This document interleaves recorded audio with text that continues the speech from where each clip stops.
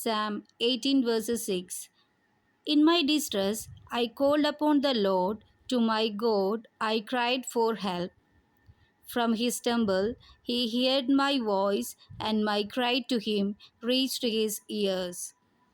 കഷ്ടതയിൽ ഞാൻ കർത്താവിനെ വിളിച്ചപേക്ഷിച്ചു. എൻ്റെ ദൈവത്തോട് ഞാൻ സഹായത്തിനായി നിലവിളിച്ചു. അവിടുന്ന് തൻ്റെ ആലയത്തിൽ നിന്ന് എൻ്റെ അപേക്ഷ കേട്ടു. എൻ്റെ നിലവിളി അവിടുത്തെ കാതുകളിലെത്തി. സങ്കീർത്തനം 18 അധ്യായം 6 വാക്യം. John 10 verses 27. My sheep hear my voice, and I know them, and they follow me.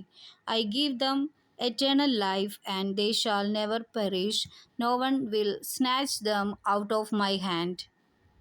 എൻ്റെ ആടുകൾ എൻ്റെ സ്വരം ശ്രവിക്കുന്നു. എനിക്ക് അവയെ അറിയാം. അവ എന്നെ അനുഗമിക്കുന്നു. ഞാൻ അവയ്ക്ക് നിത്യജീവൻ നൽകുന്നു. അവ ഒരിക്കലും നശിച്ചു പോവുകയില്ല. അവയെ എൻ്റെ അടുക്കൽ നിന്ന് ആരും പിടിച്ചെടുക്കുകയുമില്ല. യോഹന്നാൻ എഴുതിയ സുവിശേഷം 10 അധ്യായം 27 മുതൽ 28 വരെയുള്ള വാക്യങ്ങൾ. നമ്മുടെ കഷ്ടതയിൽ നാം കർത്താവിനെ വിളിച്ചപേക്ഷിക്കുമ്പോൾ, നമ്മുടെ സഹായത്തിനായി ദൈവത്തോട് നമ്മൾ യാചിക്കുമ്പോൾ, നമ്മുടെ സ്വരം അവിടുന്ന് ശ്രവിക്കുകയും അവിടുന്ന് നമ്മെ സഹായിക്കുകയും ചെയ്യും. അതുപോലെ തന്നെ അവിടുന്ന് നമ്മോട് പറയുന്നു, അവിടുത്തെ ജനം അവിടുത്തെ സ്വരം ശ്രവിക്കുന്നു. അവിടുത്തേക്ക് നാം ഓരോരുത്തരെയും അറിയാം.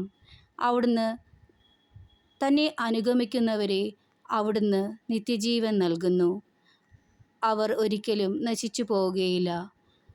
അവരെ ദൈവത്തിൻ്റെ അടുക്കിൽ നിന്ന് ആരും പിടിച്ചെടുക്കുവാൻ സാധിക്കുകയുമില്ല.